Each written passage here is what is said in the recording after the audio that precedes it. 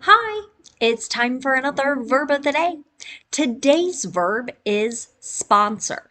Let's take a moment to look at some of the definitions or the ways that we use this verb.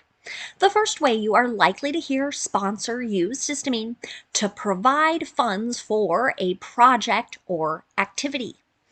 Many times we see nonprofit organizations, schools, other things of that nature asking individuals or asking companies to provide funds for special purposes. That would tie perfectly to the definition here in number one. A second way you'll hear sponsor used is to mean to provide funds for the person who is carrying out some project or activity.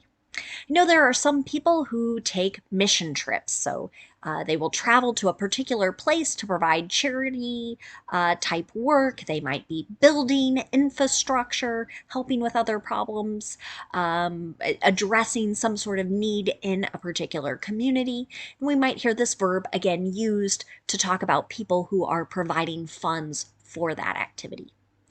A third way you'll hear sponsor used is to mean to pay some or all of the costs involved in holding a sporting or other event in return for advertising.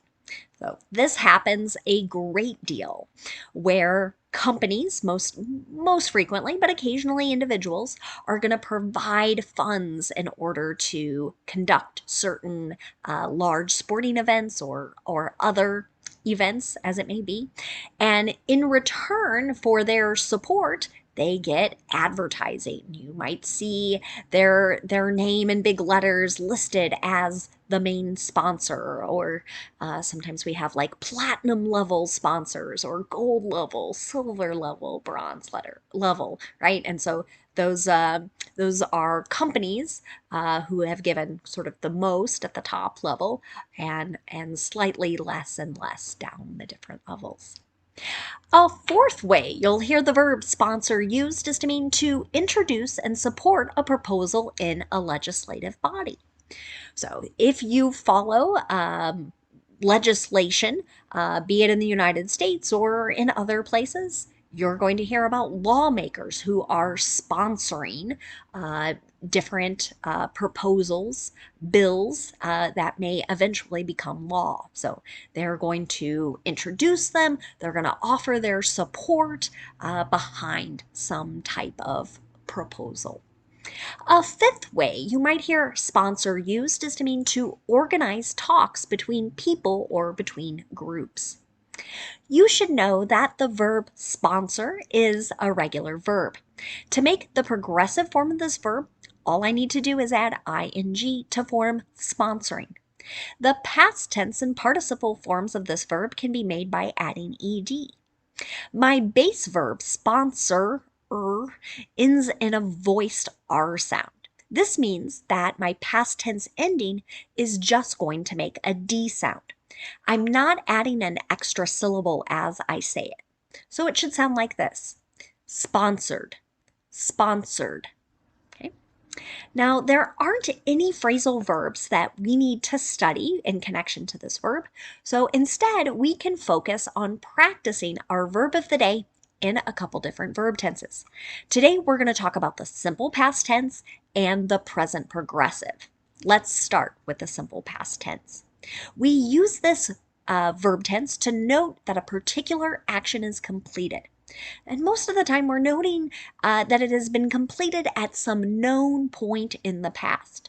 There may be time signals, words like yesterday or last month or even a specific date, but there does not have to be a time signal in every simple past tense sentence. Sometimes it's implied as part of a conversation or as part of a longer passage. Now, the nice thing about the simple past tense is that our structure is going to stay the same no matter what our subject is. So in the affirmative, I'm going to have my subject, and then I'm going to have the ed form of my verb, since this is a regular verb. You can see that in my example sentence. In 2007, Libya sponsored peace talks between governments and rebels from Chad and Sudan. Okay. So this is, I think, our fifth and final definition of this verb, where we talked about kind of organizing discussions or negotiations, as it might be, amongst multiple groups. So that's what we have in this sentence. Now, let's talk about making negative simple past tense sentences. To do this, again, I'm going to start with a subject. Doesn't matter what it is. Okay? If it's singular or plural, right? The structure is going to be the same. I'm going to use did, not, and then I'm going to use the base verb. You might also hear the contraction didn't and then the base verb. Here's another example sentence. Pepsi didn't sponsor the Super Bowl halftime show this year. Okay? Here, we're talking about a company providing financial support for a very big event. Let's look at making a yes or no question in the simple past tense. To do this, we start with did, then we're going to have our subject, and then the base verb. I always like to point out to my students, notice the only time I'm using the ed form of the verb is in the affirmative. I'm not using the ed form in the negative or in my yes or no question. Okay? Let's read an example sentence. In the simple past tense, did that representative sponsor the bill to ban texting while driving? Right? So here I might have a very specific piece of legislation in mind, and again, I'm asking if this particular person introduced and supported this particular proposed law. Okay. Now let's talk about the present progressive. Some of you who are studying in other courses or with other teachers, you might know this as the present continuous. They mean exactly the same thing. When we're using the present progressive, many times we're talking about something that is happening right now, or we're talking about an action that is in progress during some period of time that is not yet completed. The reason I like calling this the present progressive is I see two P's, and that helps me remember I need two parts to make my verb. In the affirmative, I'm going to have my subject, and then based on what my subject is, I'm going to use either am, is, or are. Right? So if my subject is I use am. If my subject is he, she, or it, I use is. And if my subject is you, we, or they, I use are. Okay? So my first P, my first part, is the present form of be. Then the second part of my verb is going to be the ing, or the progressive form of the verb. You can see this in my example sentence. Many Americans are sponsoring Ukrainians who fled after the Russian invasion. So there are some different programs where certain citizens can provide financial support, provide other types of community support in special circumstances. Not all situations can someone from another country enter the United States. But we have some special situations going on here where now there are many groups and individuals alike who are sponsoring people who have fled the war in Ukraine. Now let's talk about making a negative present progressive sentence. To do this, I start with my subject, and then I match my form of be. So again, am, is, or are. Then I use not. Then the ing form the verb. Here's another example. The company isn't sponsoring employees' H-1B visas at this time. Now, this particular sentence may not make a lot of sense if you're outside of the United States and you've never worked inside the United States. But in order to work in the United States, you need a certain legal status, and there are a few options. This is one type of status that would allow someone to work, and companies can sort of apply and support employees in getting special work permits for their services here in the United States. So in this sentence, we're talking about a company who, for whatever reason, might not be engaged in that kind of program right now. So That's why we're using the present progressive. Now, let's talk about making yes or no questions in the present progressive. To do this, I start with a form of be. So again, am, is, or are, whichever form matches the subject, and that comes next, then the ing form of the verb. Here's another sentence. Is your business sponsoring a table at the fundraising event? Again, this would be that idea of providing financial support. Now, let's spend a moment looking at some words that are related to our verb sponsor. And the first word we're going to look at is the noun form of this word. So I have the exact same spelling and the exact same pronunciation. When I use the noun sponsor, it can have a number of different meanings. We're going to focus on 3 today.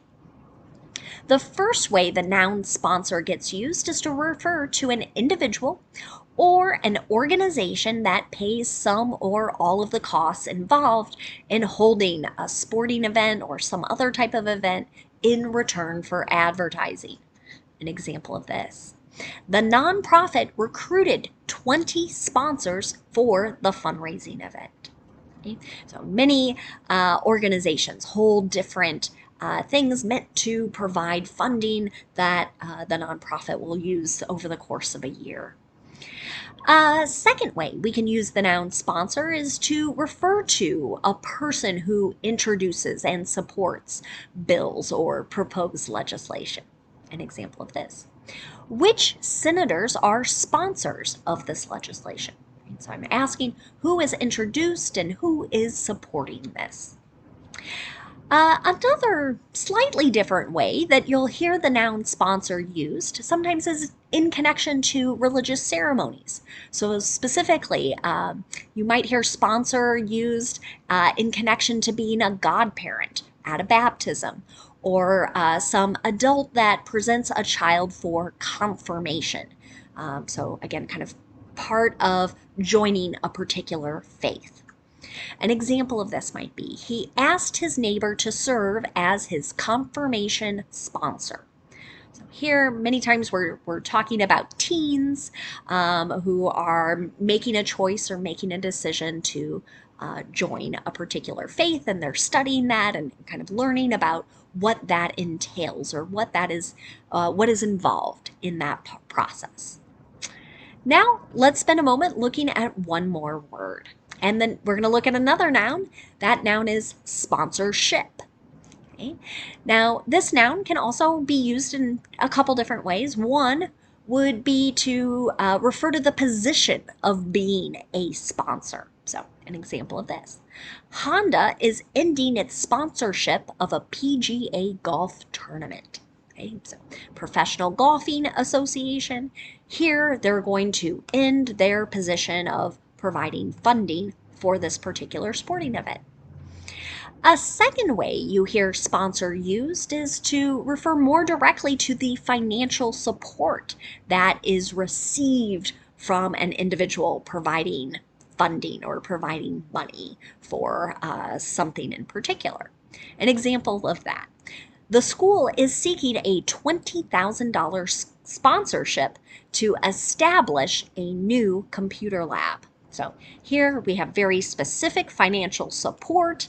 We're looking maybe for a person, a company, or maybe a combination of people and companies to provide this particular financial support. Thank you so much for watching today's video. I hope you have a great day.